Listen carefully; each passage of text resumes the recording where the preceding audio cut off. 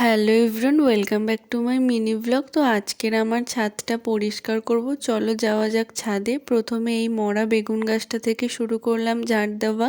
আমার ছোট বোন বলে আমিও ছাদে গাছ লাগিয়েছি দেখ। দেন কমপ্লিট করে স্নান করে নিলাম। আজ আমি সবার লাস্টে ভাত খেলাম, তাই সব অল্প অল্প করে রয়েছে। বোন বলে নে তোর আজকের বার্থডে হচ্ছে, তাই সব কিছু আমার থালার পাশে সাজিয়ে দিয়েছে। আজ পিসি রান্না করেছিল শাক ভাজা, ডাল, 2 রকম চচ্চড়ি, মাছের ঝাল। খেয়ে উঠে গেলাম ছাদে।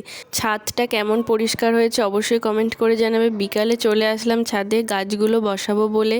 প্রথমে মাটিগুলো খসিয়ে দিচ্ছি। আমি এনেছিলাম 2টো চন্দ্রমল্লিকা, 2টো বড় গাঁদা আর নর্মাল গাঁদা আর ডালিয়া। সব গাছ বসানো কমপ্লিট। লাস্টে একটু জল দিয়ে দিলাম, ছায়াযুক্ত স্থানে রেখে দিলাম।